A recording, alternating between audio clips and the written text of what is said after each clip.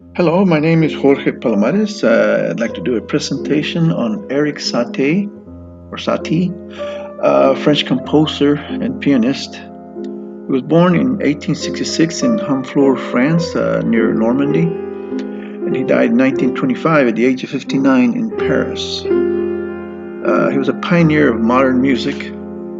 His works laid the foundation for artistic movements such as minimalism, surrealism, Dada, and the theater for the absurd. And he was known to influence composers such as John Cage and Philip Glass, among others. He began his career as a professional, I guess, in a little cafe where he played cabaret piano.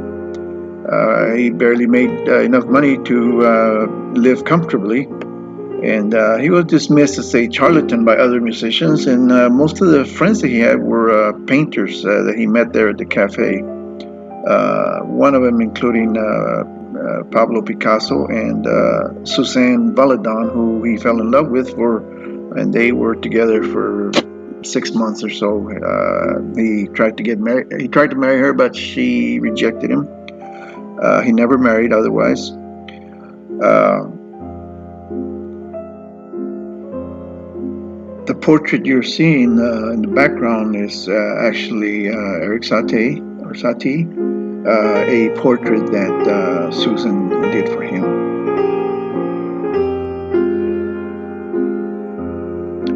Satie moved to Acruil, a suburb of Paris, where he lived an eccentric life and actually did not allow anybody in his apartment for some reason. He was kind of quirky little guy. He owned 7 identical gray corduroy suits. He had a fetish for umbrellas. He ate only white food. He created his own church. He was the only member of the church, but he would write articles and stuff like it was an organization, and yet he was the only member. He eventually abandoned that project. But anyway, that was some of the quirkiness of Erik Satie. In his music, Erik Satie he disregarded traditional form of music and tonal structure. He essentially provided a definite break from the French Romanticism and stuff like orchestration from Claude Debussy. He took a form of parody in some of his titles, and it was kind of humorous in many cases. One of his pieces he named 3 pieces in form of a pair. Another piece he titled "Desiccated Embryos." Uh, Also, he used unusual directions to performers and meant that a lot of it meant to mock Claude Debussy.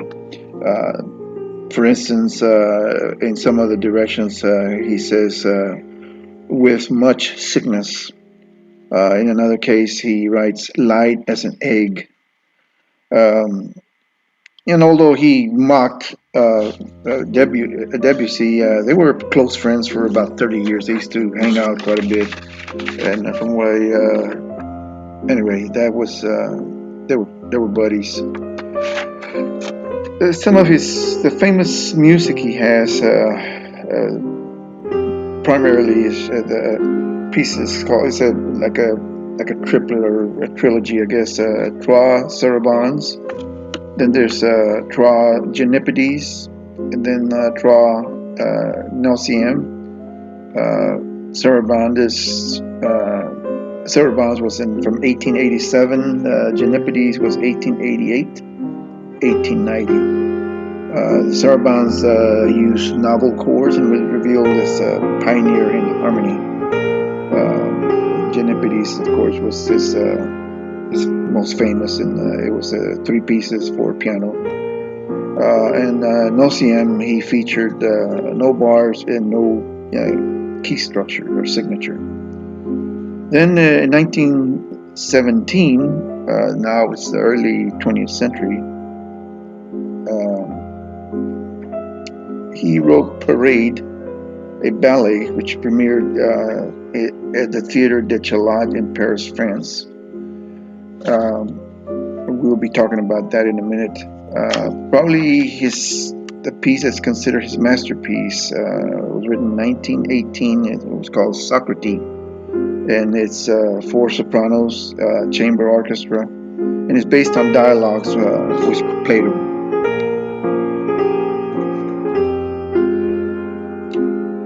The ballet was premiered at the Theatre de Châtelet in Paris, France in 1917. It featured a scenario by Jean Cocteau, a French poet, and stage design and costume by Pablo Picasso, a Spanish painter. Guillaume Apollinaire used the word surrealism to describe the ballet in his program notes.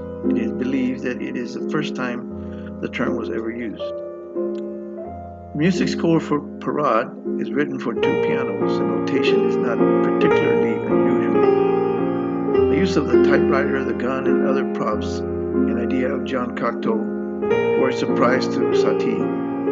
He was not pleased with the idea. Of course, many interpretations of the ballet have surfaced.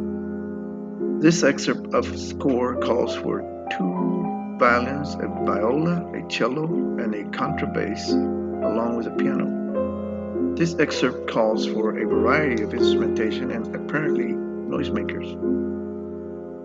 These pictures show a variety of takeoffs of the costume designs by Picasso. We will see them on display on stage shortly. The music you have been hearing in the background is Gynopides Number 1, a popular Erik composition.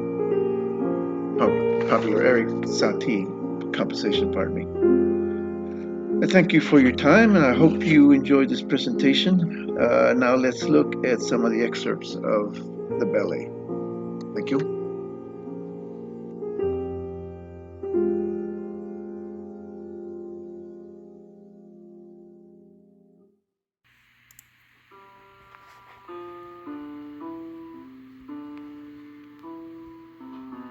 This is the beginning of the ballet.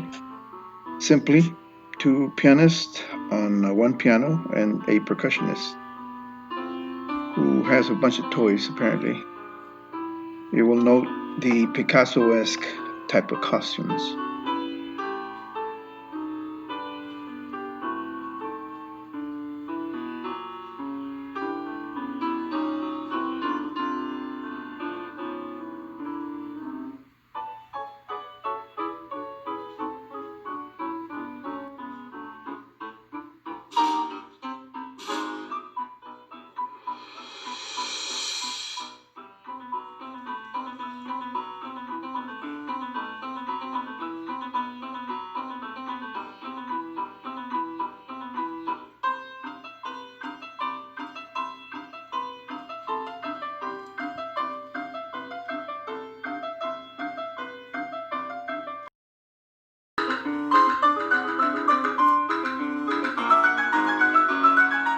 Here, the young girl, a young dancer, comes across a typewriter and a gun.